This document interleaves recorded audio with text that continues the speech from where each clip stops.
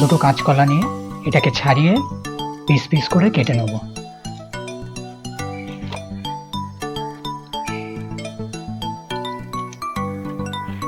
Piece করে কেটে নিয়েছি। এবার তৈরি করব মশলা, যেটা এর মধ্যে কাঁচকলার মধ্যে মাখাবো। হলুদ হাফ চামচ,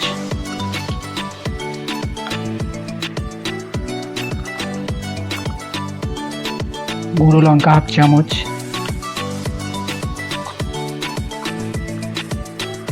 ধনে জিরে গুঁড়ো হাফ চামচ,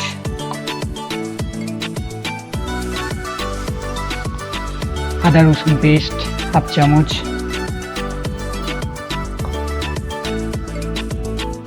নুন হাফ চামচ,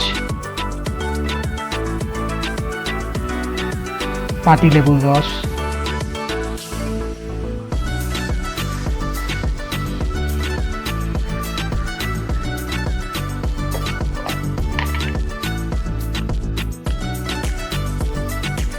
গরম মশলার গুঁড়ো হাফ চামচ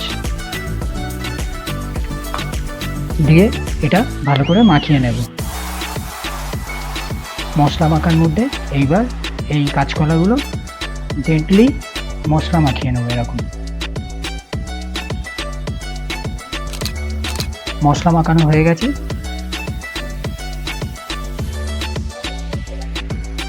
একটা আলাদা পাত্রে এবার সুজি,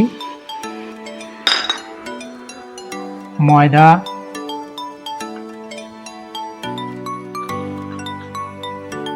গুঁড়ো লঙ্কা, নুন এটা ভালো করে মিশিয়ে নেব। এবার এই মিশ্রণটার মধ্যে এই মশলা মাখানো কাঁচকলাগুলো জেন্টলি দিয়ে দেবো। এইভাবে জাস্ট এইভাবে মাখিয়ে রেখে দেবো। এইগুলো মিশ্রণগুলো মাখিয়ে নিয়েছি।